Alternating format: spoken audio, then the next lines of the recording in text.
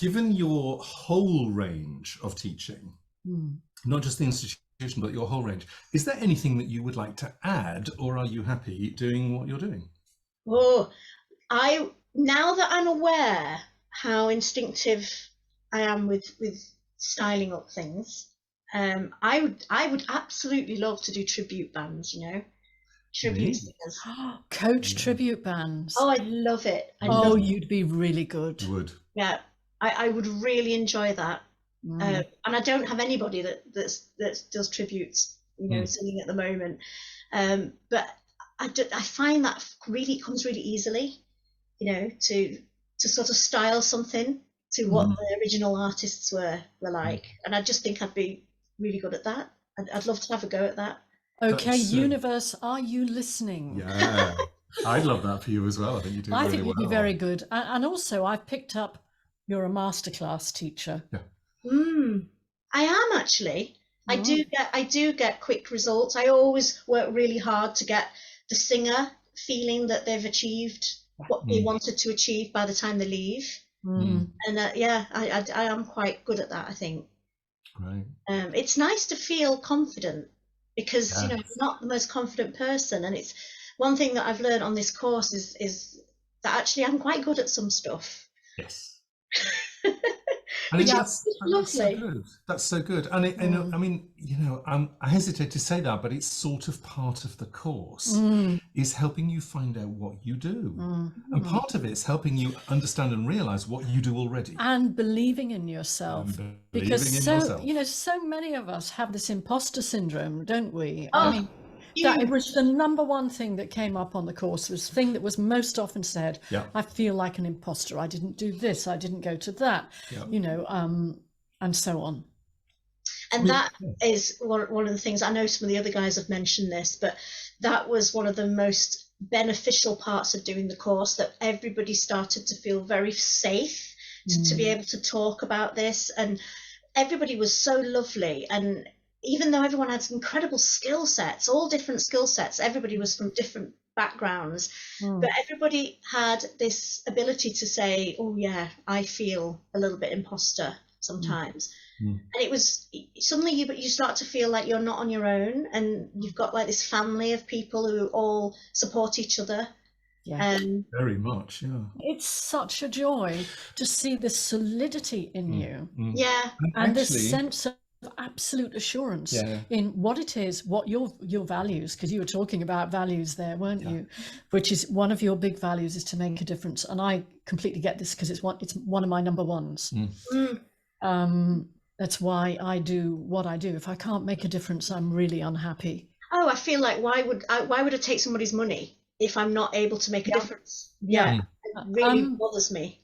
But you were so articulate as well, I think, about the, how you started, and we're looking at, you had this nurturing environment with your parents where you were encouraged just to sing. You weren't they didn't put a lot of pressure on you. You just, apart from practicing every day.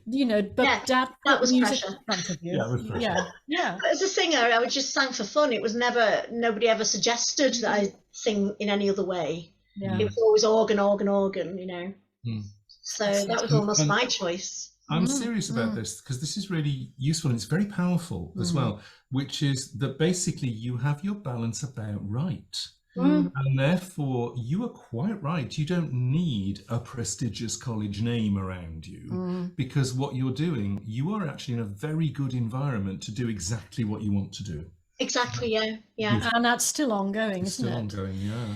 So, Sam, I've got a question to ask you. You've kind of said already what one of your aspirations is, which is that you would love to work with tribute bands. Where do you see yourself in the future? Oh, I don't have any great ambition. I'm really happy where I'm working at the moment. I love working with the type of clients that I'm working with at the moment.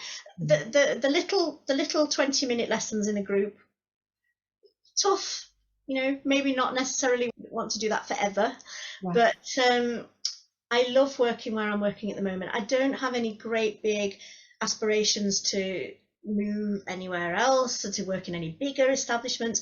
I just want to feel accomplished enough to make a difference. and to help these singers get onto the next step of their journey. You know, I don't even feel like I have to be the final piece of final destination.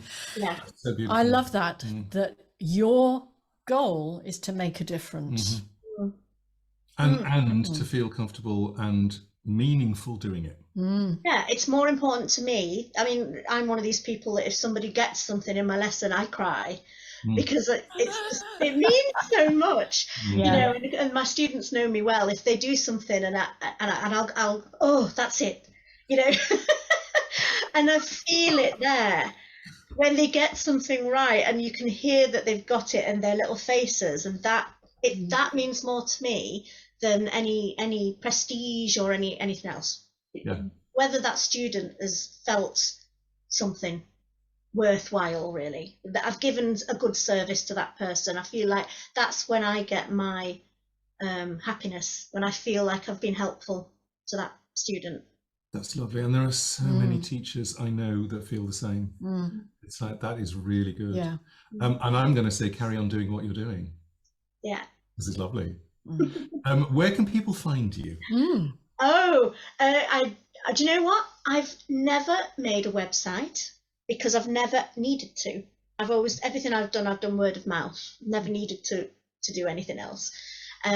So the best way to find me would be my email address, I would imagine, which is samsoprano at gmail. No, it's not. It's samsoprano@hotmail.co.uk. It is. We will put that email separated out so people can't scrape it. And I mean, show notes. Are you full, or have you got openings? Well, the problem is, at the moment I am completely chocker. You know, my work-life balance is hanging on by a thread, and I am completely chocker with students with a waiting list. You know, so at the moment it's a great balance for me. So that's another reason why I don't advertise, because I don't need to. Isn't that a joy? I just want to feel that the people I do teach get a really good, you know, time from what I can give them. And really help them. Yeah. Sam, that's been fantastic. Thank you so much for talking to us. Yes. Thank you for having me.